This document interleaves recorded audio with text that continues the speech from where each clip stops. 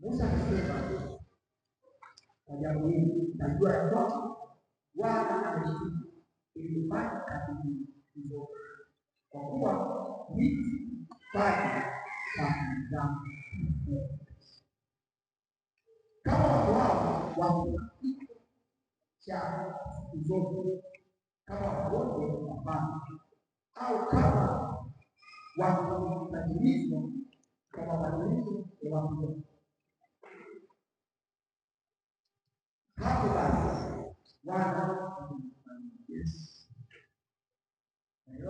Amen. Lakini Bwana akiwa na hiyo nchi ikilikuwa kinywa chake na kuwaweza pamoja na wote walionao, nao wasikia Sihoni ali Hamai, ndipo mtatambua ya kwamba hao walimdharau Bwana.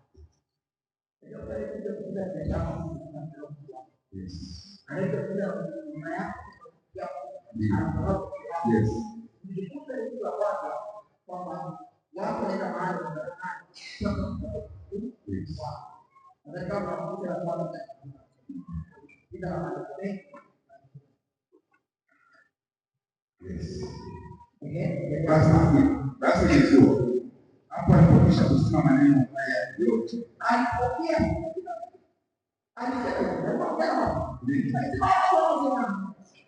wakipa cha kawaida wakipigwa kwa kupigwa na mtu wengine,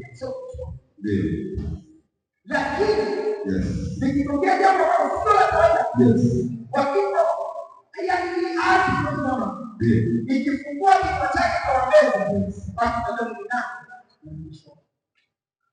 ikapigana. Basi nilikuwa hapo alipokwisha kusema maneno haya yote, nchi iliyokuwa chini yao ikapasuka.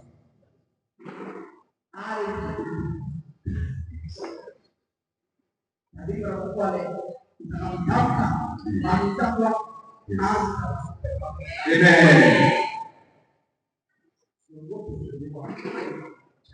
Amen.